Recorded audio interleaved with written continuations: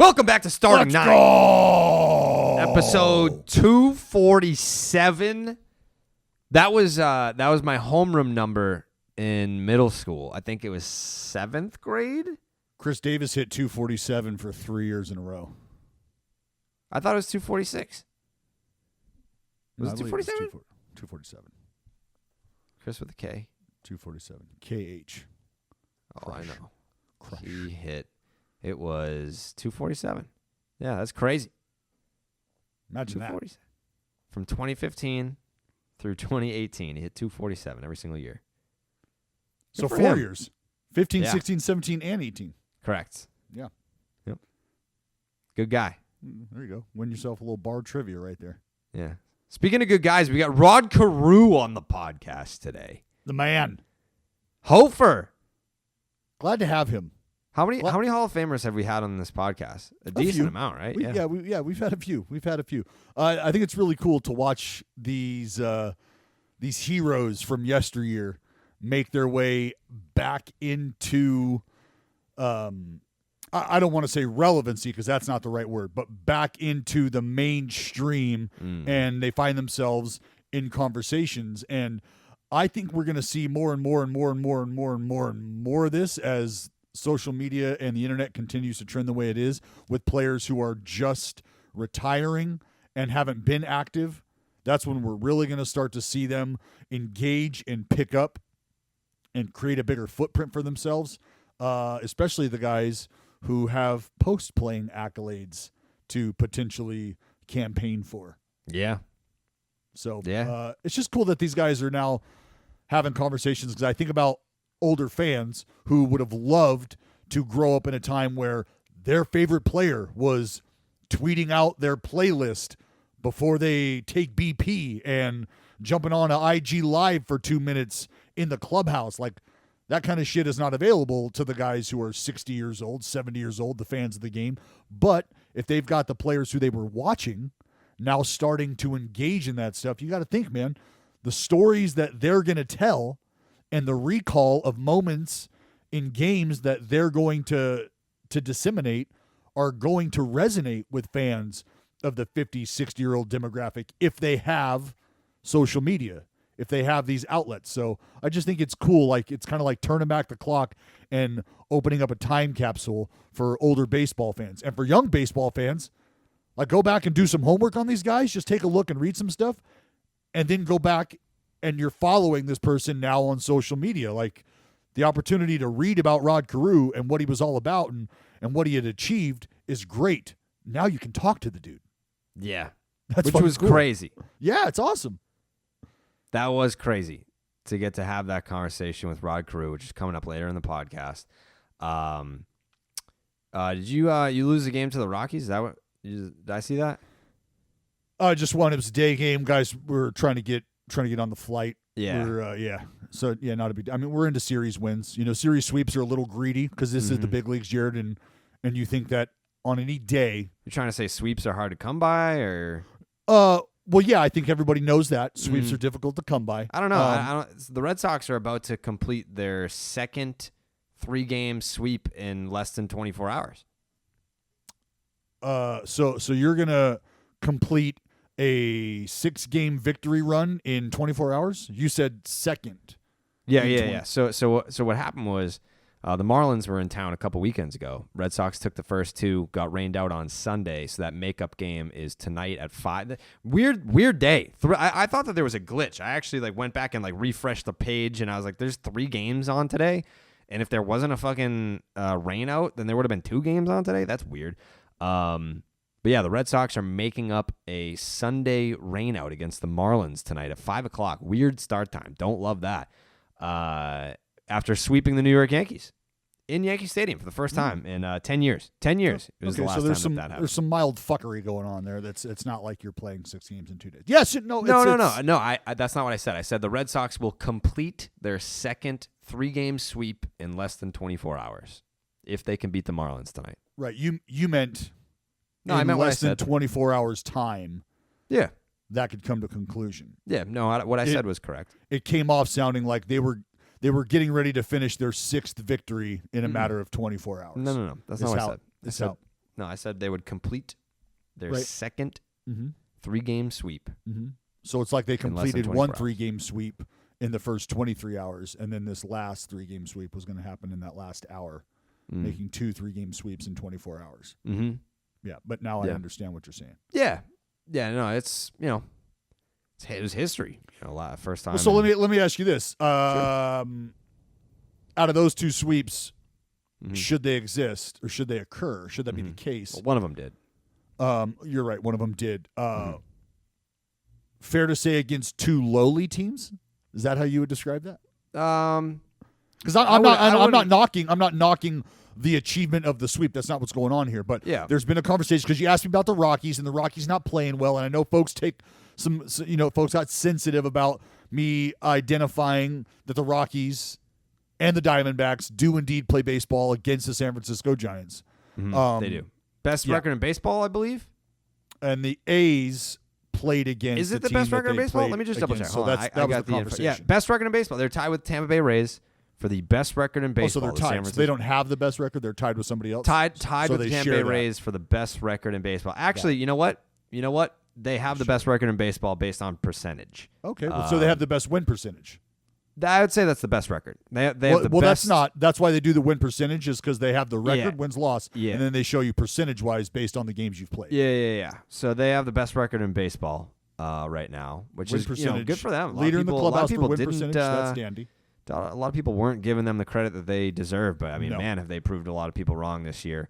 They have. They got veterans starting to go down right now. I hate to San see Francisco that. I don't Giants like to see plus that. 70 run differential. I like to see them. I'd like to see that work sustained, which is why I think people also take pause. plus 70. Because you got to start getting veteran guys going down. That's where you go, all right, this is where the production came from.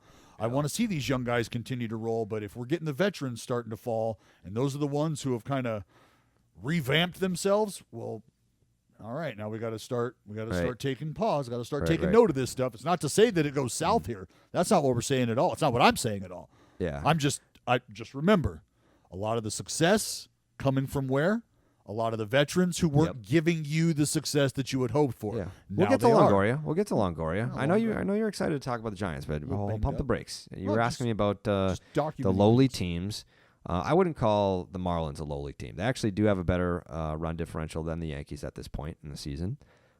They are 2-8 in their last 10, which is not great, but they do have a better run differential than the New York Yankees at this point in the season. So I don't know. I mean, it's up to you. If you want to call them lowly, I think that's a little extreme. I think it's one of those things where you look at a team like the Baltimore Orioles, who have outscored the New York Yankees so far this season. 240 runs. 240 runs. They scored 18 against the Indians. The lowly team. Yeah, no doubt. Because there are other teams that are struggling. That other team. There's definitely a lot of struggle that's definitely happening throughout the league. But how about the Baltimore Orioles putting up a fucking 18 spot in the Cleveland Indians? What about it? The 18 spot? Yeah, that's pretty good. I mean, like that. I threw the tweet out there yesterday. I was like, is this the best last place team that you've ever seen? I mean, John Means. If you were to play, say, I mean, obviously this isn't going to happen. Say you run into the Baltimore Orioles in the wild card round. How are you feeling about your odds? Well, it depends on how John Means is feeling at that time, right? Because that's probably who's taking the ball. That's who you'd like to be taking the ball. Yeah. Well, he's on the shelf right now. I mean, yeah, it's June. Okay. Or do we just look past that? No, we're talking about October. What's that? We're talking about October. Right. Yeah. So if he's healthy right now, like I have a tough time dealing in that world. Like, oh, let's just ignore all the things right now and fast forward to October and deal in complete hypothetical. Dallas, humor me. You're playing the Baltimore Orioles in the wild card game. John Means is on the mound. Mm-hmm. How do you like your chances? Well, who's the other team? The Oakland A's. I like my chances. Do you? Yep. We hit lefties. I like my chances. But as far as John Means being a guy that if you were selecting people that you'd want to face, and John Means was one of those, no, give me another option. Can I have another option? I don't want to face him. Yeah. Give me somebody else. But that's why great pitching, you'll always take great pitching against any offense. Any offense. Like, give me John Means against the best offense in baseball at that time. Yeah. I don't care who it is. And you give them a fighting chance. You give the team that John Means is on a fighting chance. Orioles can fucking score runs, Dallas. I've always said that. Ryan Mountcastle, you kidding me? Cedric Mullins, I'm going to say this right now, and I said this back in April. I mean it even more now in June. If Cedric Mullins isn't an all-star in 2021, I think we've failed as a society. We have failed as a league. We have failed as a sport if Cedric Mullins is not an all-star in 2021. Well, it's a great story. There's no question. It's not even just I mean, he's been fucking. It's not even like, oh, it would be nice if he got there. It's like, no. He deserves. What's he, a fucking 13th rounder, 12th rounder, something like that? Where were you, a 46th rounder? Yeah, 12th rounder. Like, the 12th rounder means nothing to me. Like, you should be getting to the big leagues. You should absolutely be getting 13th rounder. That's how I look at it. Have you even heard of Campbell University? Sure have. Okay. They're fighting camels. Yeah. Oh, okay. Yeah. I have their gear. Wow. They clearly made an impression. Shout out Campbell University. Thanks. Well, I mean, if you get a fucking T-shirt with a camel on it, you're obviously honing in on the mascot more so than the actual program. Am I wrong? Day, baby. It's hump day. It's not hump day. It's not hump day. Ced Mullins is the bright spot for the Orioles that they didn't. I mean, did they know that this was going to happen? When I say that they didn't know they had, like, the dude's lighting it up. I mean, I feel like last year, so I searched my Cedric Mullins tweets all time, and I noticed that I tweeted a little bit about him last year, but this year it's a completely different beast. I love Cedric Mullins. I hope he gets the All-Star game. One guy that we know is going to be at the All-Star game, and we already blew him to completion last podcast, Jacob deGrom. Did you get the chance to watch his start? Did you get the chance to see the highlights against the Padres? I mean, it's just the numbers have gotten even more ridiculous. Well, so he's, I want to say off the top of my head, because I want to say it was there are going into Sunday 127 fastballs of 100 miles an hour or faster by starting pitchers this year. Jacob deGrom is responsible for 74% of them. And I think it was he's thrown 90 something, and then you had Shohei Ohtani had thrown 8, and Glasnow had thrown 6. Yeah. Well, remember during the interview I told you I think we were talking to who we were talking to, Rod Carew, right? Yeah. 60 at the point in time I told you he had thrown 67 fastballs, 100 plus miles an hour. And the next closest at that time was Ohtani with 8. It's bad. That's a fucking joke. That's like what is he doing? What aren't other it's a combination of what the fuck is he doing? What aren't these other guys doing? That there's this huge separate. He's an anomaly. He's a freak. Mm-hmm. He's an enigma. He's every superlative that you can't think of right now. Like when a dude, and this is something that is just, this is the separator for me. And it's almost a misprint. Because think about the way that the game goes today. You don't get your extra shot against this lineup sometimes the second time through. If you're facing guys for the second time through and it's been a laborious effort and there's a leverage situation, and we're talking 3 1/3 innings, whatever, you're getting fucking yanked. Done. They'll go to the bullpen. They don't give a fuck. Why? Because your numbers against these guys the second time through, not great right now, and we all know what the numbers the third time through look like. Mm-hmm. However, when Jacob deGrom steps onto the mound, your odds at beating him and your odds at success only get worse the more times you drag your ass up there. That's incredible. The batting average success rate goes down against Jacob deGrom the more the competition sees him. That's bad. That's horrible for anybody not named Jacob deGrom. Yeah. That's a different level of domination, okay? Because we talk about trying to learn how to finish ball games, and what you're doing in that process is taking note of how you've done the work early on in the game, some swings, some things that guys were aggressive on. You're taking note of that. You're logging that to memory. You're reading swings, and from there, your stuff is going to tell you how you're going to go about it maybe the last time through. Well, Jacob deGrom is just... It's not even a tick worse, Dallas. Hand First picking. time through the order, 143. Second time, 149. Okay, so they get a little bit better the second time through. The third time through, what do you think opponents are hitting against Jacob deGrom the third time through the lineup?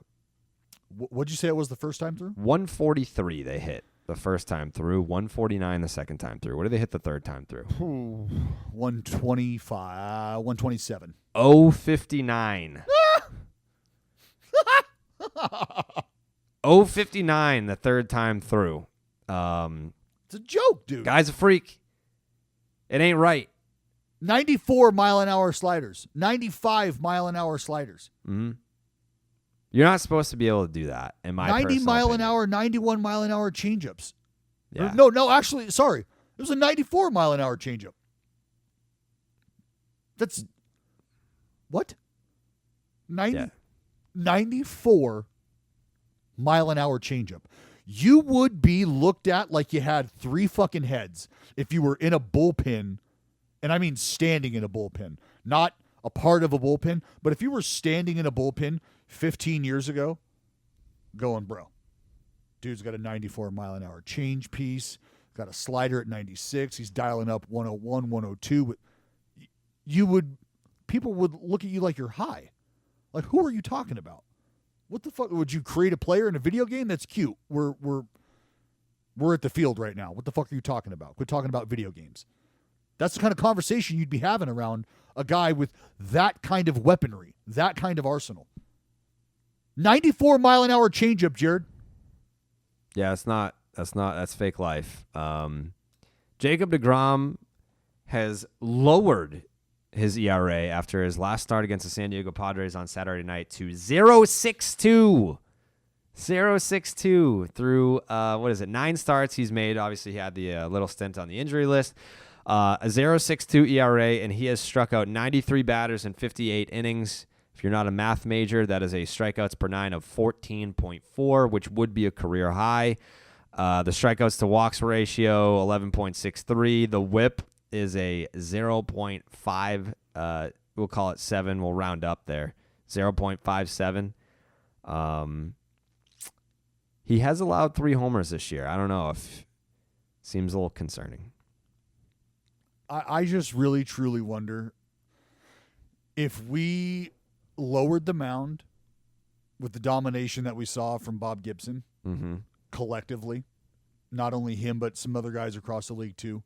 What do we take away from the season we've seen already this point? So we've got the season's Bob Gibson as of right now, but we've also got 6 other no-hitters getting spun, multiple no-hitters weekly carried into the 6th, 7th inning. What happens now? That's why I said, like, people wanted to laugh at the idea of moving the mound back, buddy. It's coming. I don't think they're going to move the mound back. I don't think they're going to do that. I do think that they are going to actually make somewhat of an effort to clean up the sticky shit. I feel like we're kind of getting there. And we're already seeing that. It's a separate conversation, but and I was half joking but half not joking when we were recording the last podcast. There was a live reaction there. Garrett Cole gives up 5 earned runs, and I was like, this is his first start since they said that we're going to suspend guys for 10 games if we catch you with this shit. And then the spin rate numbers came out after that, and obviously he wasn't using the sticky shit. And then everyone was like, well, if you're going to come after Garrett Cole, then you better stay consistent with your boy Bauer. And Bauer's spin rates were also noticeably down. But here's the difference between Garrett Cole and Trevor Bauer as it pertains to the sticky shit. Garrett Cole was one of those dudes that was like the pioneers of the advanced sticky shit, whereas Trevor Bauer was like, hello, why doesn't anyone care about this? They're using it. Why does no one care? And no one listened to him. No one fucking cared. They were like, you're just jealous of your ex-college teammate. And then he was like, all right, if no one fucking cares, then not only am I going to use it, I'm going to develop my own. I'm going to sit down with biochemists and develop my own that's better than his, that's better than everybody's. And that's what he did. So like Trevor Bauer's substance is more advanced than anything else that anyone in Major League Baseball is using, and now you're seeing it with the Dodgers, because that was like one of the big theories is the Dodgers paid Trevor Bauer not just for him, but to get his sticky shit so that the Dodgers can use it, and you're seeing that now. And so then Bauer doesn't use any substances last time out, and he gets not necessarily knocked around by the Braves, but is not nearly as effective as he has been. So that's kind of what you're seeing. Ronald Acuna with one eyeball. He did. But yeah, I think, it's no longer lip service when you see guys like Garrett Cole and Trevor Bauer are kind of like gun shy now about using the stuff that they were using before. And I think that's kind of where you have to start. Well, it's not only that. This is the thing, dude. What we're seeing happen now, if we go back to, because guys have correlated it to the steroid era. And do you ever really remember guys publicly chastising other players? Nope. Or accusing other players of using steroids? Like, what's the difference there? What's the difference there? What do you mean, what's the difference? The difference there is that who's chastising the pitchers for using sticky shit? Well, trust me, I'm going to get to this. I'm going to get to this. Yeah. So that's part of the back and forth. Now, the steroids was an opportunity for the playing field to be level, if you will. You get to use it as a pitcher. I get to use it as a hitter. Not get to, but you could if you wanted to. Mm-hmm. If you want to go down that road, it's available for everyone. The pitchers, they have the one up here because they can grip the ball. What do the hitters do to combat that? Well, they can't do anything to combat that. Mm-hmm. There's nothing that they can do. So that's why you're now starting to see guys have an opinion. Why? Well, because if this was something that we could both put in play, and this is something that we could both utilize, well, then maybe I don't have an issue with it. But knowing now that I don't have an answer for the chess move that you just made, we are now playing two different games. The pitchers are playing chess, the hitters are playing checkers, and the hitters are going, sorry, we're going to have to call timeout here, and we're going to have to start playing the same game because this shit right here is just unfair. And I guess there was an answer, but to see people certainly frowned upon that answer. To see Josh Donaldson come out and point a finger at another player, at Garrett Cole, that's something that you haven't seen. No. And I think, it's going to take someone like a Josh Donaldson. It's going to take someone who has an MVP in their trophy case, who's already made their money, because one of the things that I think Donaldson has to consider in all of this is that not only are you coming after guys that are cheating, whatever, on other teams, there's probably guys in your clubhouse that are like, shut the fuck up, dude. Like, come on. Like, don't fucking say that. Because so think about where he's at in the stage of his career. That's what I'm saying. It's like he's made his money. He's got his MVP. And it's not that he's at the end of the line, but he's certainly on the wrong side of 30. So I think he's trying to do his part to clean up the game on the way out. Well, he's rounding third, and it's not about cleaning up the game. It is and it isn't, because he's going to say, I don't need your money next year. I don't need the job next year. So if you're going to blackball me or whatever, it's going to be what it's going to be. But I'm going to make the noise right now. I'm going to say something right now, because Josh Donaldson is in a position to where he could potentially play a few more years, but the noise he makes and the ramifications that follow could very well prevent him from getting a job, because managers or clubhouses are going to say, we don't want that. Like, we don't want that dude in here, like, stirring shit up with our own group. We don't want him continuing this conversation. Like, baseball finds a way to make sure that guys that are going against the grain don't have an opportunity to make the big waves. Yeah. And I mean, like, baseball is already a game that is geared towards pitchers anyway. I mean, you fuckers, it's like you got to throw 4 balls to get on base. I can strike you out 3 pitches. It's already geared towards. I have to make you swing. You get 3 chances to swing at this thing and hit it. You get 3 chances. Yep. How many more do you want? I got to throw it, like, if I fuck up and don't throw it over the plate 4 times, you get to go to first base. I love how, like, a lot of like the YouTube channels that do like the deep dives on the sticky shit, it never fails. They always use a little clip of Dallas getting a little something from the inside of his glove. Where did they? I would love to see that. I would love to see them have video of me getting anything off my glove. Oh, I've seen it. Where? I'll clip it and I'll send it to you. Yeah, gonna have to happen. Yeah, because I tried to show the world. That's why I sit back and laugh at this. I sit back and laugh my ass off at this, because you could put a camera on me all you wanted. All you wanted. I'm better than the camera. You're better than the camera? Yeah, better than the camera. I had the folks at ESPN roll it, slow it down, tell me when. Tell me when. It took me telling them. What, like this is when I went and got it? This is when I'm getting it, because it's a fluid motion. Whoop, whoop, done.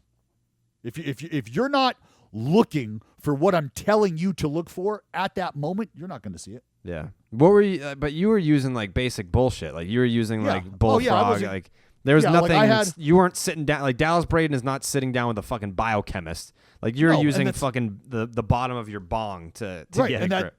And that's what me and Plouffe were talking about is, and that's the same thing that, Josh Johnson. Let's be honest, JD, former teammate of mine. He knows what's up. He knows what I was up to, but that's the difference.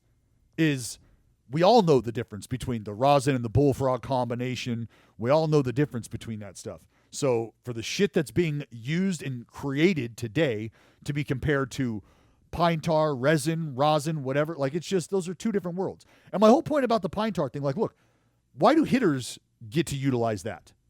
Oh, so that you have a better grip on the bat? So to enhance your ability to perform your task, which is swing the bat?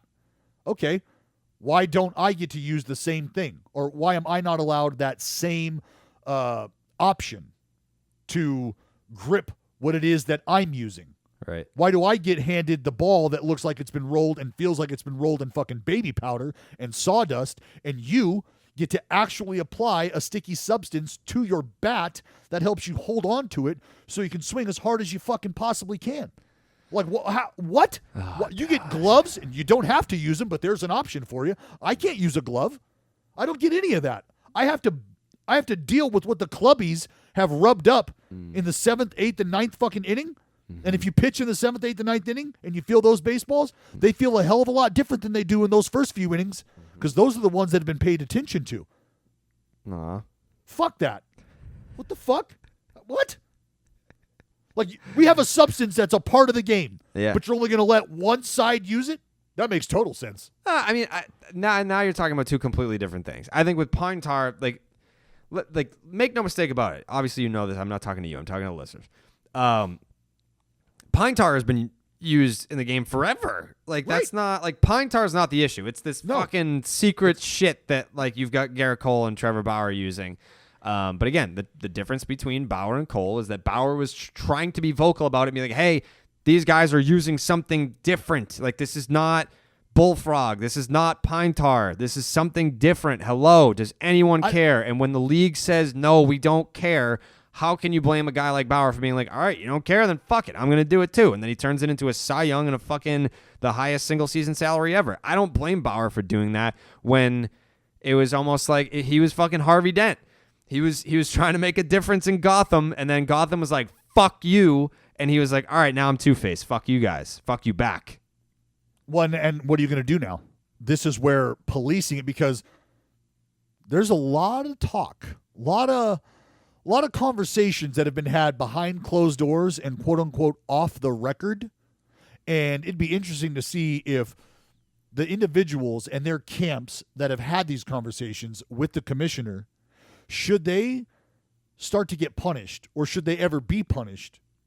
I wonder if there was ever going to be a, hey, remember this little recording that we have of the conversation when you told us that you weren't going to be coming after anybody, that you weren't going to be cracking down on this at all? Mm-hmm. Well, now I'm getting suspended, and I'm actually going to be losing money for this period of time that I'm suspended here.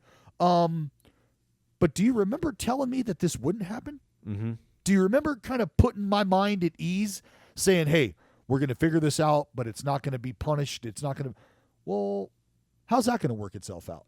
What happens then if the guy who wasn't going to be punished gets punished for what he wasn't going to be punished for? Yeah, and that's why you have to be careful with certain individuals because, I mean, specifically Bauer, you can just say his name. Like I think Bauer, I don't want to say wants to get caught, but I think Bauer's whole goal originally was to expose this and show how easy it was to do it, and he's almost like a plant. He is a living experiment of, hey, this is what this stuff can, like, he was trying to make the point of he's forcing you to be accountable. That's what Trevor Bauer is doing. He's forcing baseball to be accountable because he has said, look, this is what can happen. This is what guys do when this shit is a part of the game. And if you're not going to do anything about it, I'm going to show you firsthand what it can do to the game. You guys have been telling me that I'm not a great pitcher, that I'm average, that I've got good stuff but don't know how to command it, blah, blah, blah, blah, blah. Well, you know what? I'm going to put all that shit together. And with my ability to spin the ball, I'm going to show you what can happen, what kind of an animal can be created. So he Frankensteined himself and came out and dropped himself on Major League Baseball. And now he's saying, look, you didn't want to do anything about it? That's great. Now I am the animal that I am. And baseball is doing what they're doing now. So baseball, have a choice. Either turn the blind eye like you've been doing and take this one on the chin, because now we're going to be able to tell you haven't done shit about the game, you don't care about the game, and your reaction tells us that. So I'm going to cheat, I'm going to tell the world I'm going to cheat, and then I'm going to watch you not do a damn thing about it.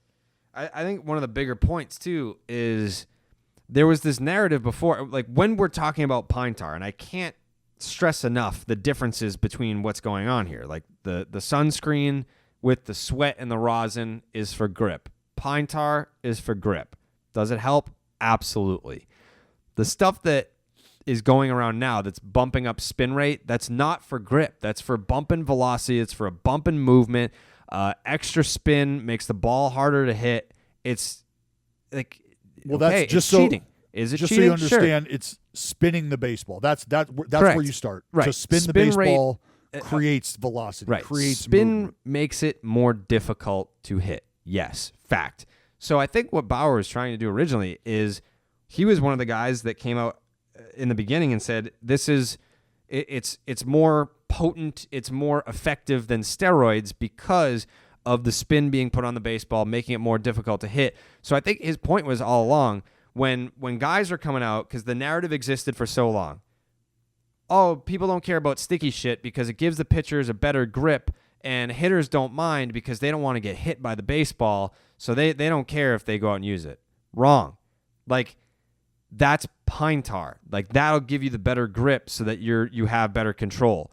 What guys are using now to up their spin rate, there's never been more hit batters. There's never been more walks. They don't have control with this shit because it's so fucking sticky that when they're trying to throw it, like, there was someone that was an anonymous hitter explained, like, it's like when I'm up there hitting, it sounds like fucking Velcro because you can hear the baseball ripping away from their skin. Like, they can't even fucking feel it coming out of their hand.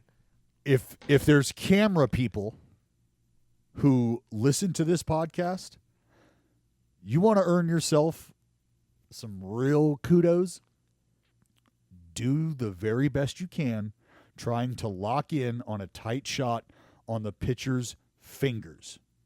Not the hand, but the fingertips. Index finger, middle finger. You want to know what you'll see, Jared? You'll see white. You know what that white is? That's the dye from the leather on the baseball that is being ingrained into your fingertips and that you are ripping off when you let that baseball go. Mm-hmm. And that can happen. You can get that kind of effect even with just rosin and bullfrog and resin and pine tar. Even that can happen with just that stuff. So you up the ante, throw some spider tack on there. It's a fucking game changer. That's a game changer. You know what I'm surprised that we haven't seen yet is, especially with everyone's got a cell phone. Everyone's got a camera on their person. How has a fan that caught a foul ball in the stands not taken a video with a foul ball that they just got from gameplay and just hold the ball stuck to their hand? Hey, like there are baseball Illuminati was on the radio the other day. He was like, yeah, sometimes I would feel ground balls and it's like, hey, sorry if I throw one away because by the time it gets to me, it's so fucking sticky. Jared, I have I've already had baseballs in my possession.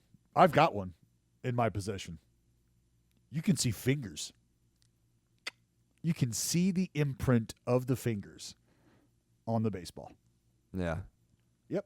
I mean, no one made right a big, there, it was funny when it happened. No one really made I'll a do big this. deal out I'll of it do then, this. But Yadier Molina having the baseball stuck to his fucking chest protector.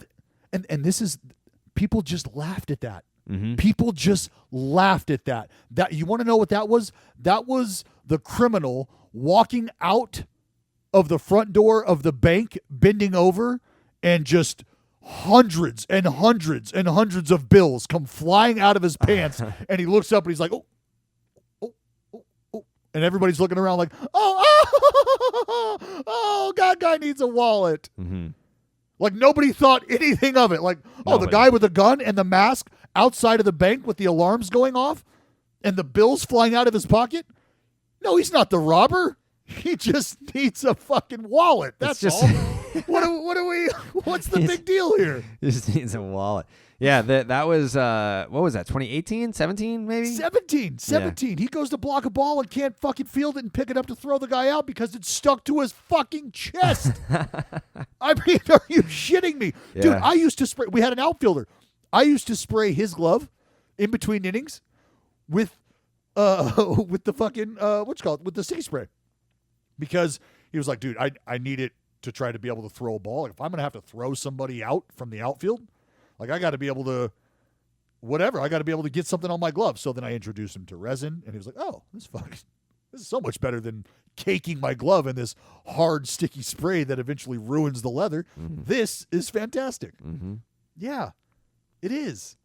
But now we're in a whole, like you said, dude, we're employing teams of chemists to try to figure out how to stick this shit to the. I'll show you when I get back up to my condo in Oakland.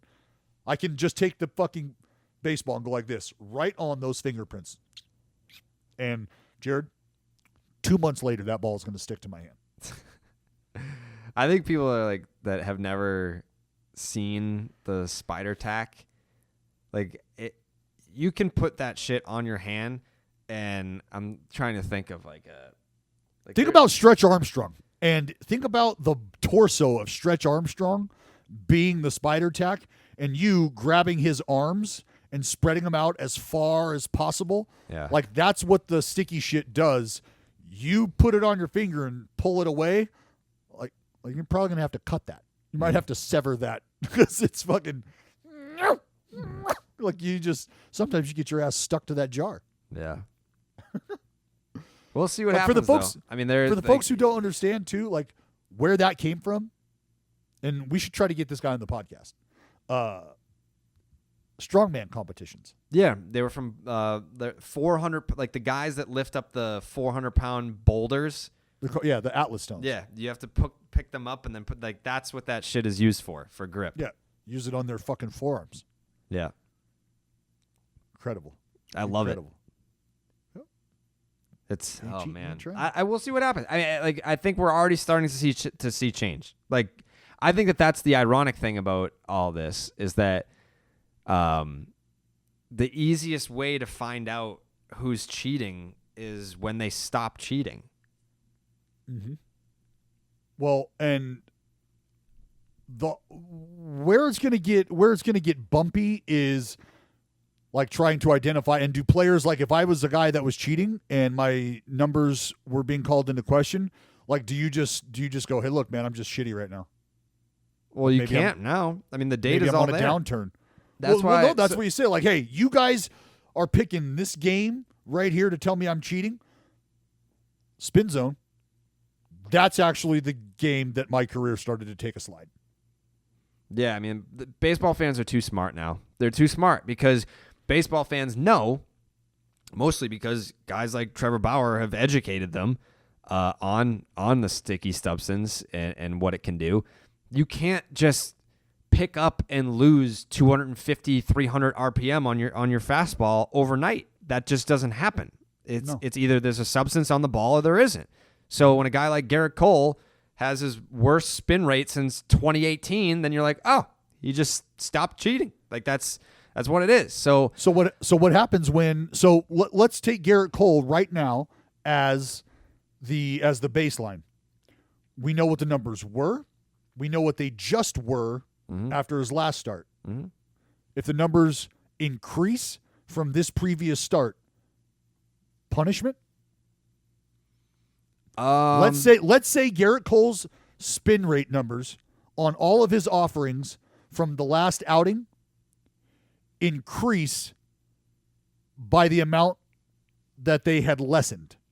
So it's another 100 on the heater, another 78 on the slider, or whatever it was. Mm-hmm. Let's say all of those RPMs come back. Yep.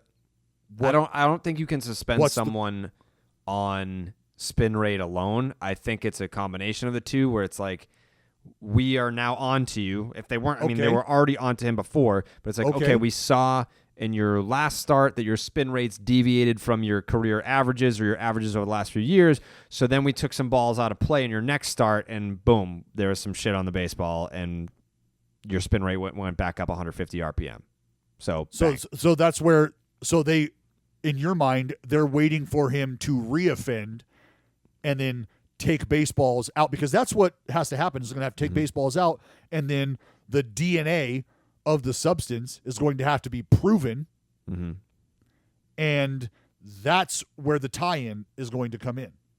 I think it's going to be a combination. It's the spin rate, and then like they're obviously, you've got these investigators on Twitter. There's video of guys doing it now. I mean, Josh Donaldson said it himself. I got a whole fucking catalog of videos of guys doing it. So great, JD. You got a catalog of video of guys going to their glove. Mm-hmm. You want to know how quickly that gets thrown out in any sort of respectable court whatsoever? Wait, so you got video of him touching his glove? Outstanding. Well, what's on the glove is what? What? Prove to me what's on the glove. Do you have video of him putting spider tack specifically on the glove, or do you just have video of him going to his glove? But that's why it needs to be a combination of all of it. Like your spin rate was down last time. It was up 200 the next time. We have video of you going to the glove. We have a sample of the baseball. I mean, if the umpires were instructed to not do anything. Umpires are not going out there, doing like the investigative work, being like, hey, let me see your glove. Let me feel your glove. Like they're not doing that right now. Well, no, but now you've got, and look, you've heard it in the minor leagues as well. Once those kids got banged, other guys, relievers, because relievers go in and out of the clubhouses in between innings in the minor leagues, and it happens in the big leagues too. But it's a little more noticeable because sometimes the clubhouse is a distance away, and so guys are running or walking across the field in between innings to get to the clubhouses. So relievers that had lighter colored gloves are now using dark colored gloves to help prevent any sort of blemish that's visible from a camera, from a Twitter detective, whatever. But my whole point was, when do you lower that hammer? When do you drop the hammer? That's why I'm using Garrett Cole as that instance. We've seen his starts before. We just saw what happened this last time. So from here, from today, what's the move? Because you've got baseline numbers beforehand. You've got this start. And now, what would be your next move? If Garrett Cole makes his next start and we've got baseballs with his DNA on them and the spin rate is higher, you have all of the information you've been after. Mm-hmm. Because my point about the video will stand. You can't tell me what I'm grabbing on my glove. Correct. And unless you can tell me there's a substance and you can see it, that's going to be neither here nor there. Yeah. So given the information with the spin rate and the DNA on the baseball, now what's your move? Yeah. I mean, they would need to, like, I feel like it would need to be an actual sting operation where, like, the fucking umpire is in on it. They're looking at the video. You've taken a ball out of play in the second inning, and it's tested positive for a substance. Okay, so now we're looking at the video. Okay, he goes to his glove in the third inning. Now, like, the umpire's got to come out. Now you're confiscating the glove in the middle of the game, and now you've got the evidence. Like, you've got the video, you've got the substance, you've got the glove. Like, it would have to be like this massive sting operation, which I don't know that they go to that length. It's not that hard, though. No. This is how easy it is. This is how simple it would be. Think about breaking ball counts. When a guy throws a breaking ball and it doesn't get put into play and the catcher catches it and receives it, maybe it's a swing through strike. Outstanding. Timeout.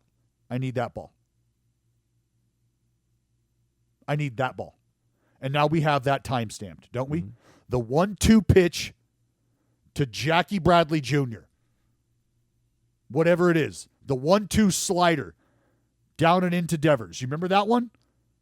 The one that he swung through? All right. Need that ball. So you've got that ball. You go back and you look at that pitch. What's the spin rate on that pitch? Okay, this is the moment in time we chose to try to identify the cheating occurring.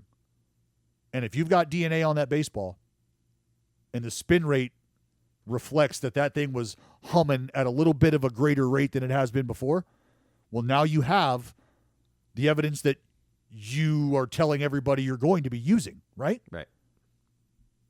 And that's why I ask, what's your move? What do? You just slap Garrett Cole on the wrist and go, hey, man, we got the numbers.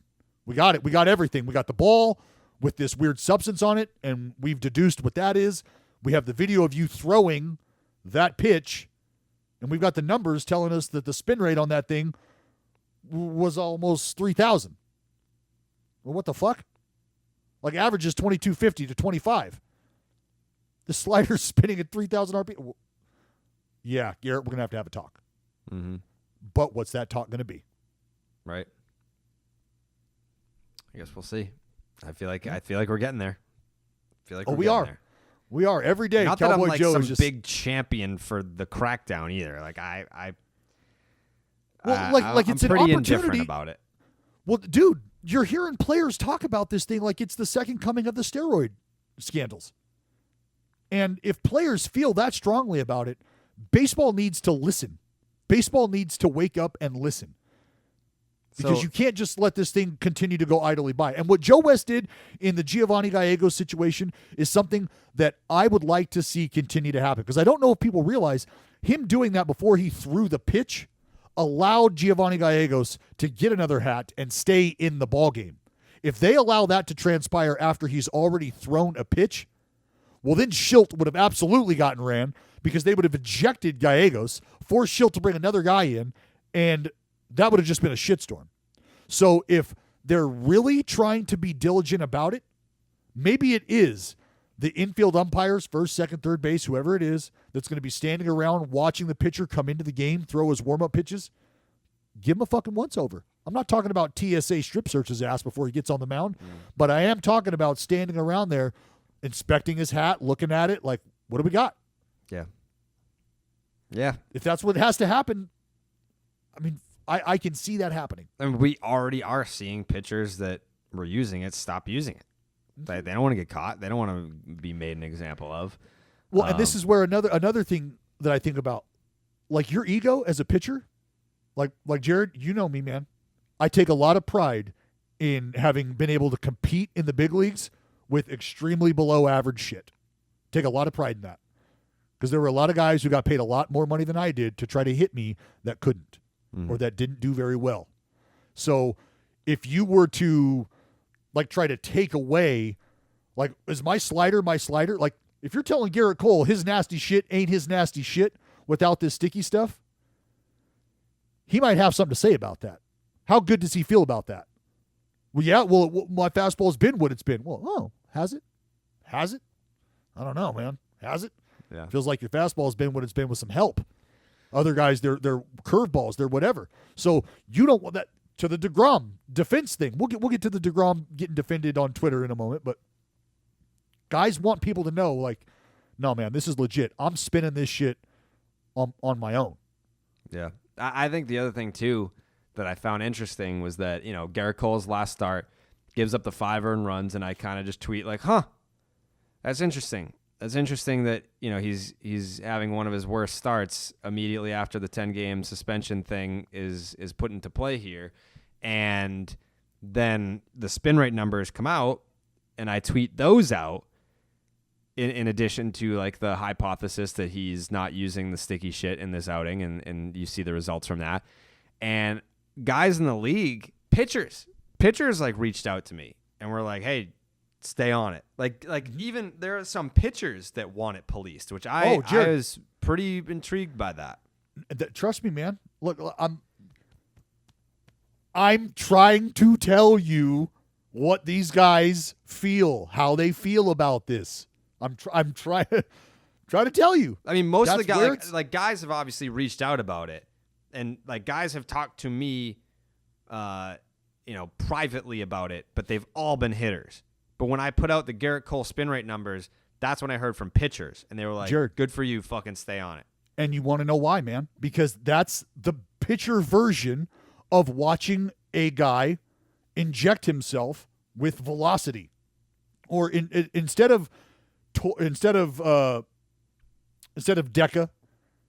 instead of your high-end steroid, instead of your growth hormone that the hitters were injecting themselves with, pitchers too, absolutely. But for conversation's sake, you can't put a slider formula in a syringe and inject that into your ass and come out with a devastating slider on the other end. Mm. You can't do that with a fastball either. But what you can do is use this stuff. So if you and I, Jared, are two left-handers in AAA on the same club, and it's September, and you're taking the ball, and you're throwing wipeout nasty shit, and I know what you're using, but I don't use it, and I've got nasty shit too, but it's just not as nasty as yours. You're working with like 80 more RPMs on that slider, maybe 100. Your fastball's sitting at 2750, 2800. My fastball's sitting at 2400. You know what that tells the big league club? We got a fastball that can ride, and we've got some swing and miss on that slider. They don't give a fuck what's on your fingertips. Mm-hmm. So now that I know that, I have to think about my ability to feed my family. Because the difference between me being in AAA, cashing my $3,000 paycheck, and being in the big leagues, cashing my $18,000 paycheck every 2 weeks, is what? Fucking spider tack? Is a little dollop of shit on the inside of my glove? That's the difference between feeding my fucking family? That's why pitchers want this shit taken care of. Mm-hmm. Because there's guys, just like hitters, who said, I don't care what that shit can do to me when you put it into my body. I'm just not going to go that route. I'm not going to do it. Pitchers feel the same way. Mm-hmm. There's guys that have been doing it, quote unquote, the right way or naked for a long time. And they're tired. Jared, you made the point. And it's the best point that could be made. Trevor Bauer showed people. Fly in the face of the law. Do what you want with this kind of stuff right here, and you can make your money. And they're going to let you. Mm-hmm. So I'm going to do it. And I'm going to tell everybody I'm going to do it. And he did it. And what happened? He got paid. So now guys are looking at that going, fuck, man. If baseball's not going to do anything, do they understand that they're going to force our hand?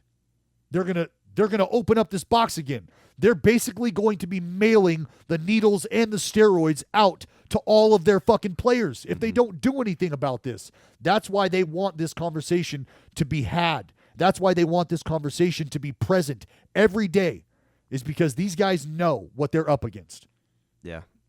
I mean, I guess I do think that we are headed in the direction of change, though. I feel like it's been the Wild West for the last few years, but I no longer believe that we're getting lip service. I think over the next few weeks, few months, we are going to see actual change, and we've already seen it. We're already starting to see it. Speaking of some change, though, we're going to get serious for a second. The last year has been hard on a lot of people, and that's why we're doing something new and partnering with our new sponsor. That is BetterHelp Online Therapy. At Barstool Sports, we truly love and appreciate our listeners. Without you guys, none of us would be able to do what we do every day. So once in a while, we try to bring you something good. Maybe it's for you, maybe it's not. A lot of us take care of our bodies, but with as tough a year as it has been on many of us, we might also want to start taking care of our minds. It's a big thing. There's a misunderstanding of what therapy is. It can be whatever you want it to be. It doesn't have to be sitting around talking about your feelings. You can vent. You can maybe there's a self-diagnosis that you're trying to get. Therapy helps a lot, being able to talk about that stuff. A lot of people battle with their temper or their stress. There's too much to manage, or they have depression, anxiety, PTSD. The list goes on. If this is you, you can use therapy to get some tools that make life easier. I've been in therapy for over 10 years now. I find it to be very helpful. I've actually, a very close friend of mine, it's a big win for me. That's the thing, like, I can't always push people in I don't want to push people in the direction of therapy. It's kind of like I can present the idea. I can tell you how it helped me, but at the end of the day, it's not going to help you unless you yourself make the determination of something that you need. But a very close friend of mine finally came to the conclusion that they needed therapy, and I think they're starting in 2 weeks. So that's going to be good. Very excited about that. When everyone is struggling with something, there's no more shame. You don't have to tell everyone your personal business, but you can get a therapist and talk about it privately. BetterHelp is customized online therapy that offers video, phone, and even live chat sessions with your therapist. You don't have to see anyone on camera if you don't want to. It's much more affordable than in-person therapy, so you can start communicating with your therapist in under 48 hours. Join the millions of people who are seeing what therapy is really about. It's always a good time to invest in yourself because you are your greatest asset. And this podcast, Starting 9, is sponsored by BetterHelp, so our listeners will get 10% off their first month at BetterHelp.com/starting. That is BetterHelp.com, BetterHelp.com/starting. Yeah, so this little saga unfolded last night on Twitter.com. People were like, we were talking about the Twitter police coming after Jacob deGrom. And it's like, really? You're going to come after deGrom on this? And immediately his teammates just created a thread. Nope, can confirm. Nope, not doing it. Can confirm. 100%. Nope, not happening. I think it needs to. That's one of the biggest reasons why it should be addressed, is because the last thing you need is like scapegoating and this witch hunt. Like, you want to be the person, like a lot of these people on Twitter don't really know what they're looking for. Well, so hold on. I had the term witch hunt typed out in my tweet that I sent out last night before I went to bed, because I was just sitting there thinking about that thread and what it means. And it's not necessarily a witch hunt, because the witch hunt says we don't really know. We're going to fire arrows at everybody. And the hunt feels more apropos because they've got a target. They're hunting after these guys. They know who they're looking for. They're not just standing out in the middle of the field, firing their gun, hoping to hit something. That's why I don't know. I didn't think it was just like people searching for anybody. I feel like it's a pointed, there's guys. But there's definitely, people are on the hunt now for anybody fucking around. Anybody. The only reason why I use the term witch hunt is because I feel like if you're looking at a guy like deGrom for no other reason, like, there's never been any spin rate stuff. There's never been any rumors or anything. Like, no one in the league has pointed him out. I feel like it's like, all right, this guy's great. He must be using sticky shit. Let's stick a camera on him for a start and see if he goes to his glove. Oh, look, he went to his belt. Oh, he's using. It's like that to me is a witch hunt. Those are mannerisms. Those are tics. Those are idiosyncrasies. Yeah. Those are things that he does that he probably doesn't even know he does. Every pitcher does it. Every single pitcher does it. You have little things that you do. Grabbing your laces on your glove. There is just little shit. And that's what deGrom does. After a punch out, he fucking touches his belt, hikes his pants up like, yo, you feel it? He has to. When you got huge dick energy like Jacob deGrom, that's what you do. Let me just get that thing settled back in. All right. Because I'm going to have to drop that on this next guy too. Here you go. That's all that is. And then go into his glove like those are nervous tics, nervous habits. But that's why when you see guys, and I'll say this, let's say it was pine tar. To your point, Jared, are we talking about pine tar? We're not talking about pine tar. That's not what we're talking about here, people. That's not what we're talking about here. So that's why, let's say Jacob deGrom had some sticky stuff on his glove, and they took that baseball out of play after he got that swing and miss. What that thread from the Mets players is telling you is that Jacob deGrom ain't using fucking spider tack. Jacob deGrom ain't using any of this shit that's being devised by chemists in labs. That's not what this dude is using, people. That's not even fucking close. That's what that thread is telling you.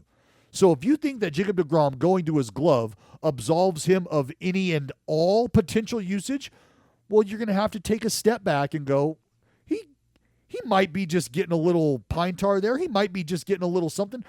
But that's not what deGrom is doing. And that's what that thread of defense was for. And that's because, Jared, his teammates know what they're witnessing. Yeah. And they don't want to have that many of your teammates come to his defense unless you had some rock solid proof that this guy's going out there raw dog. Well, it's because they know, and because deGrom's not going to defend himself in that regard. That's the sense that I get. Is he's not like, bro, say what you want, do what you want, because he's probably thinking, you can go and look at the fucking numbers, dude. Like, go look at the StatCast shit. Mm-hmm. Like, my spin rate has been the same since I've been fucking 13. Mm-hmm. Like, it's not going to change. It is what it is. So he's not even concerning himself with that. And that told me these dudes, they just don't want to have anything that deGrom is doing right now tainted by anything. Because they understand how hard it is. They know what they're watching unfold every 5 days when that dude takes the ball. So they are not going to have anybody detract from the work that dude's putting in. Because Stroman has been vocal and said, man, I learn from this dude every fucking day. Mm-hmm. Every day I get to learn from this dude. Taijuan Walker feels the same way. Mm-hmm. That entire staff feels the same way about Jacob deGrom. He is their, like he's their holy grail. They are not going to let anything happen to that dude. He's everyone's holy grail. He should be. He's the fucking best pitcher in baseball, and it ain't close. Really quick, what did you think about? First of all, shout out to Tony La Russa. I don't know, I don't know if he's winning me back or what, but you know what he is winning. He's winning baseball games. He's going to win that fucking AL Manager of the Year award, too. I don't think he is. Oh, buddy. You know what happens is Tony La Russa is going to become the lovable curmudgeon that people were like, he's going to be like Bartolo. People were like, like angry at Bartolo for the steroid use, but then Bartolo just becomes this lovable character. People for don't even reason. Remember that he got caught. That's news to a lot of people if you say that. I know, Jared. And that's what I'm getting at is it's all the shit that you got mad at TL for early on in the year, our Lord 2021, when we revisit this, you're going to be like, that was fucking bananas. Like the fucking White Sox won the Central by like 8 games. And we were having conversations in April about fire Tony La Russa. And May. And they're going to win the division. Until like 2 weeks ago. This is not like a... Hey, that's the thing about baseball, though, is Tony could be on your radar for the first month of the season for just some banana bullshit. You're like, come on, why does this guy still have a job? 2 weeks later, you can go, damn, man. Like, remember the series against Cleveland? He was pushing all the right buttons with the bullpen. Like he pulled Keuchel at the perfect time. Like I'm starting to feel like Tony La Russa knows what he's doing. That's how quickly shit can turn. Yeah. And then you go 4 more months of Tony not stepping on his dick and not losing baseball games for his team. And that team has success in the face of not having 2 of their stars. You tell me Tony La Russa's not in the conversation for AL Manager of the Year? No, he's in the conversation. I'd just be very surprised if he won. Hey, be surprised. Yeah. I'm just here for Tony being in the conversation after the way that the first 2 months have gone. Yeah. I'm glad you're happy, though. It was it's just good to see him rebound, you know? Because our friends over at Gosling's Rum are daring you to be happy. So we thought that we'd ask, when's the last time you took a day off? We're all working longer and harder. We all need to hashtag take a day, so why not break your routine and do something different? Join us in celebrating International Dark and Stormy Day on June 9th. That's this week. What's that, Wednesday? This year, Gosling's is celebrating Dark and Stormy Day virtually and pulling out all the stops, even giving away a year's supply of Gosling's Stormy Ginger Beer to one lucky winner. Go to goslingsrum.com to learn more about Dark and Stormy Day and enter for a chance to win a whole year's supply of Gosling's Stormy Ginger Beer. Earlier, we told you that Rod Carew is on the podcast today, and I think that this is a better time than ever to go to the Rod Carew interview talking about being happy. That guy's happy. He's a happy guy, and we were happy to have him. So without further ado, Rod Carew. All right, we are here with 18-time All-Star, Hall of Famer. And if you're listening to the show, we will be doing a segment on the Minnesota Twins Mount Rushmore where you will also find this individual. It is none other than Mr. Rod Carew. How are you doing today, sir? I am doing great, thank you. It's a nice day out here, so when you wake up in the morning and you look out and you see the sun shining, that's a great day. It is a great day. It's great to see your face. It's great to see you happy and healthy. We can get to that later, but first we got to talk about this new book, One Tough Out.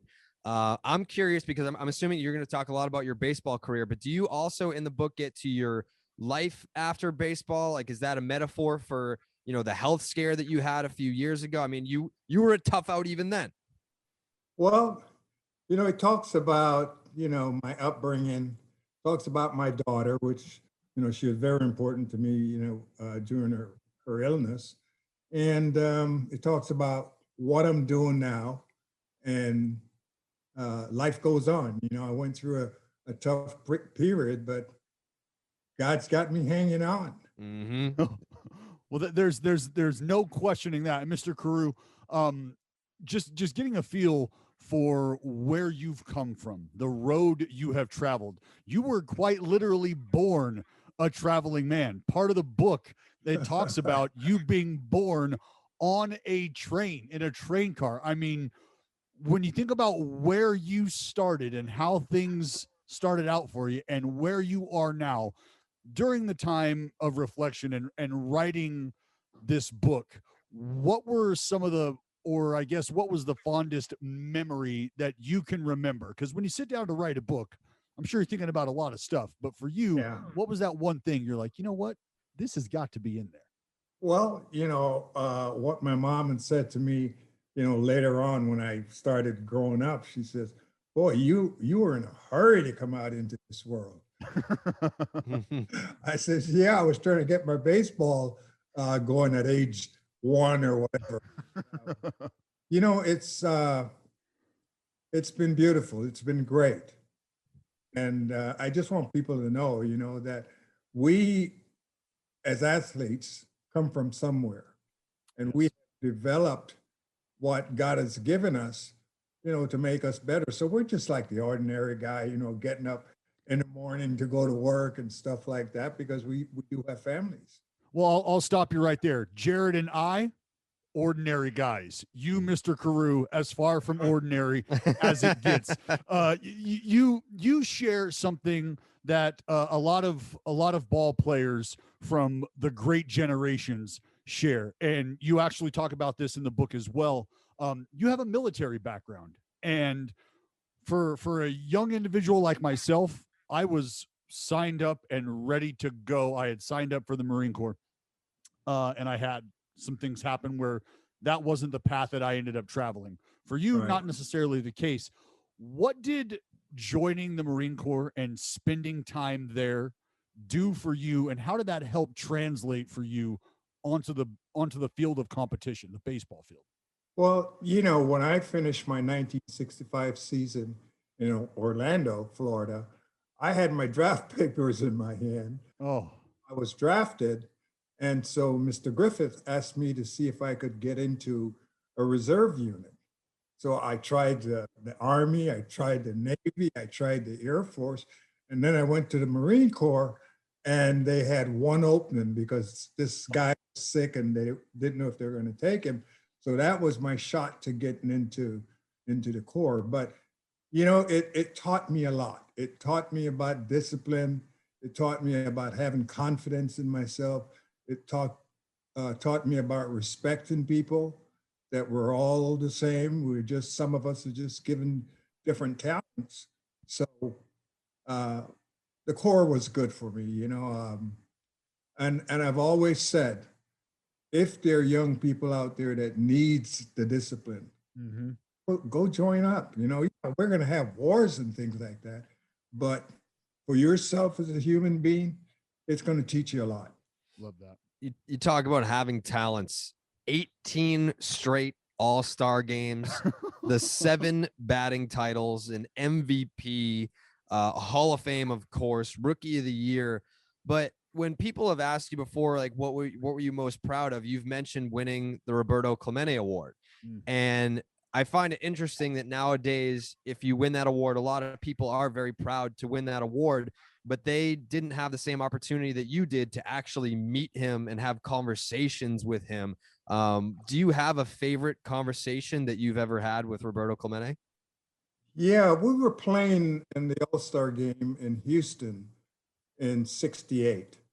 And Tony Oliva and I were roommates and we were good friends, and I guess he had spoken to Roberto about me and, the ability that I have and things like that, and that I was going to be a good player. So the first time I met him, Roberto walked up to me and shook my hands and says, we're both Latin. We have to work hard. We have to stick together. And I started complimenting him on the work that he was doing for other people. And he said, one day you're going to be doing the same thing for all the young Hispanic players that are coming to the big leagues.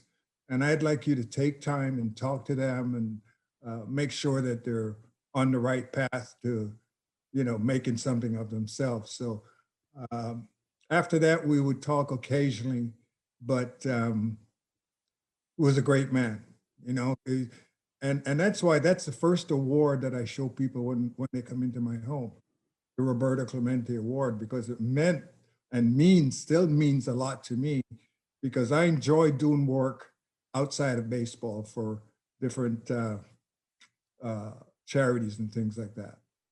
Well, it's just incredible to think about, because that's an award that I was after. That's an award that I wanted to win. I cared about my community and I tried to do everything I could to uplift them. So it's just amazing for me as a player, as a former player, to sit here and speak to somebody who had their first sort of impression come from the man who the philanthropic award is named after. Not many people have that, Mr. Carew. So that is just another feather in your cap. Obviously meeting individuals like Mr. Clemente are part of getting to the big leagues for you at a time like that. I'm curious, what was something that you highly anticipated as a young fella trying to get to the big leagues? Like, oh man, I want to meet these players. I want to see the skill level. Do they throw hard? Like, what was it for you that had you so excited about where you were going? My dream, and I told my mom, I used to listen to the games on Armed Forces Radio back in Panama. And so when they would announce that there are 40, 50,000 people in the stands, I'd say, come on, you got to be kidding me. Not 50,000 people don't go to a baseball game. I thought that they had a record, that they would play, people were clapping. So I promised my mom, I says, one day I'm going to play in front of 40, 50,000 people and you're going to be there. So to me, and she says, when we were at Yankee Stadium, she says, well, you lived up to your word. So it was great. That's amazing. And we, we list all these accolades that you've achieved in your career. And I think just naming one of them is already laugh out loud, eye opening. But one of the things that we kind of alluded to earlier was stealing home plate. You did that 7 times in one season. And I believe was it 17 times in your career? Yeah. 17 times out of 19. So there was one example, or there's one time that you stole home where Harmon Killebrew was at the plate, and there was, I guess there was something where the hitter at the plate would have a sign, because they had to basically put on like the Rod Carew is about to steal home plate sign, like you had your own sign for that. Yeah. And it sounds like he missed the sign. He did. He forgot that quickly.